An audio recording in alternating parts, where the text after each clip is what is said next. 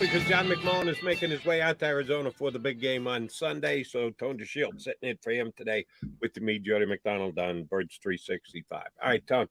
One narrative I feel the need to at least lend my opinion to, because I think it's being improperly portrayed and or analyzed, is the comparison of last year's game between these two teams, the Eagles and the Chiefs, which week 5, week 4, week 5 was early in the season. I think it was week 4. Kansas City came in here, put up a 40 spot against the Eagles and beat them relatively handily. I know people like to say, it was within one score.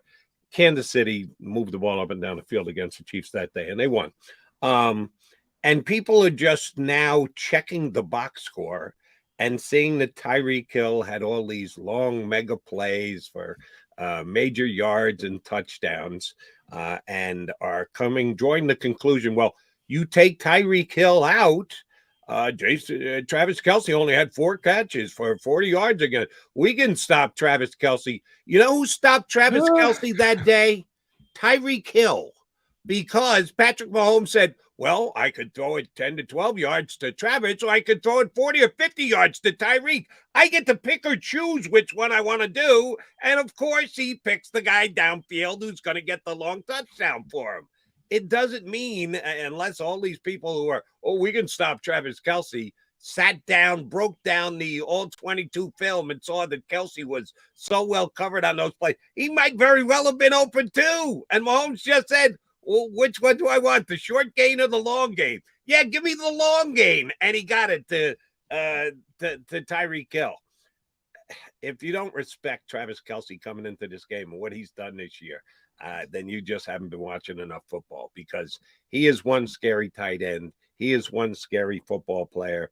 The whole Kelce versus Kelce thing has been a whole bunch of fun this week, and his mom becoming the major female figure. If it's one of the two Kelces, it's either Kelce's mom or Kelce's wife, who actually has a sponsor this week to go out to the game, and she may or may not have her baby while she's out there.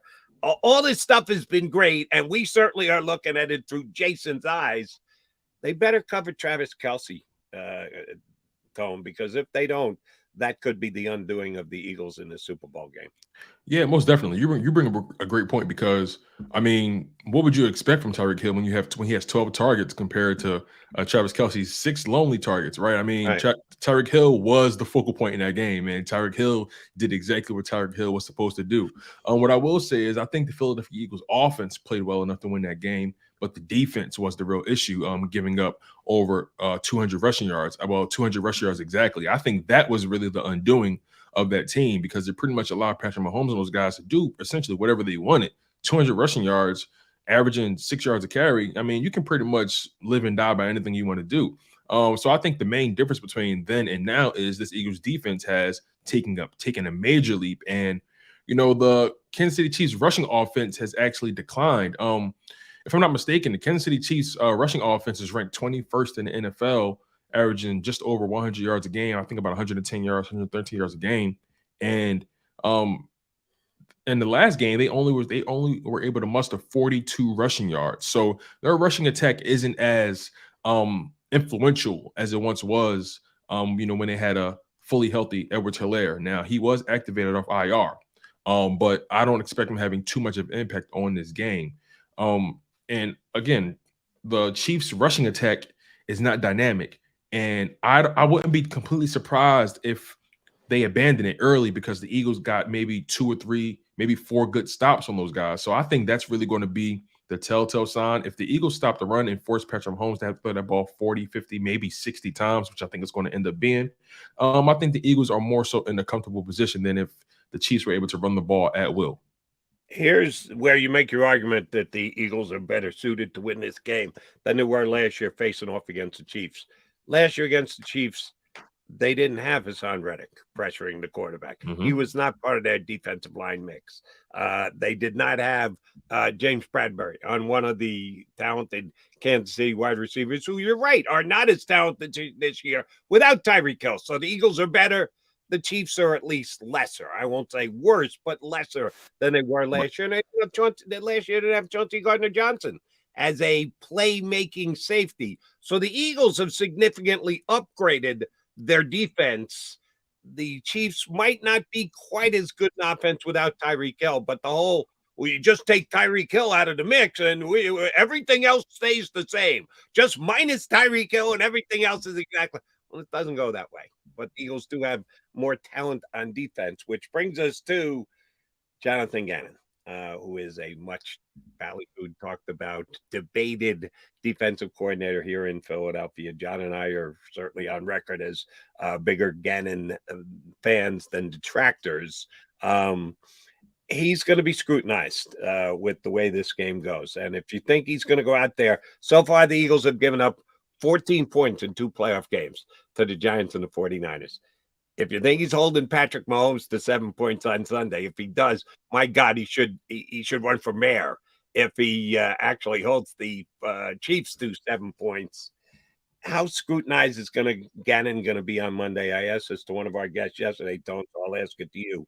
Which will be the guy that we're more talking about on Monday out of the 2 coordinators, Jonathan Gannon or Shane Steichen, and will it be either in a positive vein or a negative vein? Oh man, that's a really good question. I think maybe the guy that might be most talked about will be Jonathan Gannon, good or bad, because he's Jonathan Gannon. He's Jonathan Gannon, right? And it's so funny. I remember prior to that San Fran game, he pulled up in his G-Wagon to the fans and said, "Hey, we're going to crush these guys," whatever he said, right? And John always jokes, maybe he should have started pandering earlier, right? But yeah, I think Gannon is going to this game is as good as this Eagles offense is, and we expect them to have a pretty successful game. I think this game is really going to come down to, can the defense limit Patrick Mahomes and keep him from having long sustained drives? Again, this Eagles defense is significantly better than they were last season. This year on the season, they were able to accumulate 70 sacks, right? Last year, this team was essentially dead last in the league when it came to sacks. So, like you mentioned, they were only 31st out of 32. Tone, you're last, dead last. you're we dead last. Get your drift. Your point is accurate.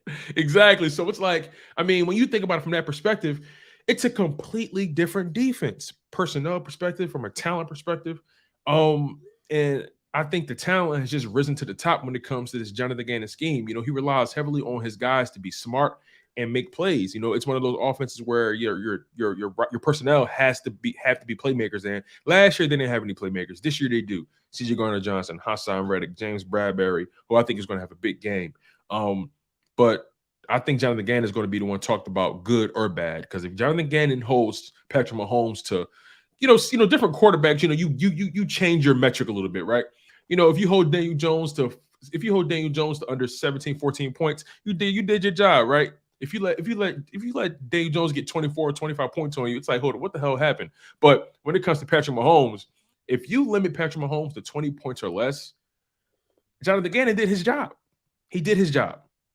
You're breaking it down via points. One of our streamers here, Transistor Zen, did the same thing.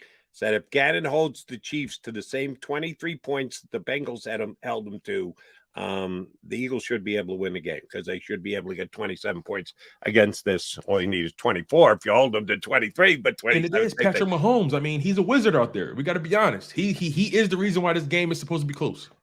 And the Bengals defense is good. It's much improved. I don't think it's as good as the Eagles defense. And if the Bengals defense was able to hold Mahomes to 23 points, why wouldn't you believe that the Eagles defense could hold this team to 23 points? Other than the game might play a little differently. Sometimes you get in a game and there is you never thought that was a track meet.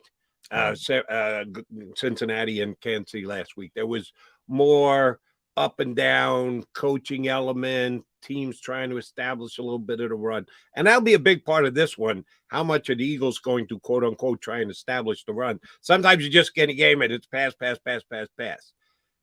I don't think that's going to be the case. I'm leaning toward an overtone and a lot of points being scored, but I think it's because I really do believe the Eagles will be effective running the football, not just 3 yards at a time, move the chains, another first down, 15 play possessions that end up in Jalen Hurts' 1-yard touchdown run. You think this is going to be a balanced game, or do you think it's going to be an aerial attack between the number 1 and number 2 MVP candidates in the league? It has to be a balanced game for the Philadelphia Eagles because you don't want to get caught up in that track meet style that Patrick Mahomes wants to get in, right? He wants to sling it. The Eagles are at their best when they're balanced. I think, I was looking at this team's attempts when it comes to passing the ball, and I was looking at their attempts when it comes to running the ball. And the Philadelphia Eagles threw the ball this season a grand total of 536 times, and they ran the ball 544 times. So you can make an argument they're a run-first team because of those numbers. But that's essentially a 50-50 metric, a 50-50 ratio. Mm-hmm. So the Eagles are at their best when they're able to get that running game going. The offensive line is creating a new line of scrimmage. Jalen Hurts is, winning in the RPO and taking advantage of teams stacking the box and winning the one-on-one matchups with his wide receivers and his tight ends. The Eagles want this game to be led by their offensive line. They want this game to be physical. They want it to be nasty. They want to be the most dominant team. They want to be the strongest team on the field. And if the offensive line is winning, I'll tell you this: if you see the Eagles in a lot of second and short situations, not just third and short, but if you see them in situations like 2nd and 4, 2nd and 3, even 2nd and 5, right? If you see them in those positions regularly, they're going to win this game. Agree on all fronts. And oh, by the way, while I'm giving Frank Clark credit for his ability to get to the, we got to get you a Frank Clark jersey, Jody. We got to get you his jersey. I got a Frank Clark jersey. I don't think he's going to be, if the Eagles dedicate themselves to running the football. And oh, by the way, I think a guy who's going to get a bunch of running yards on Sunday is the quarterback. I think, as we've noted all week, there's no game next week. Starting on Monday, Birds 365 will not be leading up to an Eagles game. We can guarantee you that. There are no games for 6 months. So what are you protecting Jalen Hurts for? I don't think the Eagles play calling is going to do that. I don't think Jalen Hurts is going to play that way. I don't think there's going to be sliding. I think there's going to be going for every single yard. And I think Hurts could have a big game running the football himself. That's not Frank Clark's strength. Frank Clark's strength is getting after the quarterback. So even though I'm kind of singing the praises of Frank Clark this year, he could be a guy who could be taken advantage of, but it'll be more so in the running game than it will be in the passing game. He's Tone DeShields. He's in for Johnny Mac. We're hoping to hear from our buddy Chris Franklin. Chris is already out in Arizona, and it's still pretty early out there in Arizona, but he said he would get up and he would stream in, did want to be part of our pre-Super Bowl coverage the week leading up to the Super Bowl. We got 45 minutes left. Hopefully we get to spend some of them with Chris Franklin of NJ.com. He's up next here on Birds 365.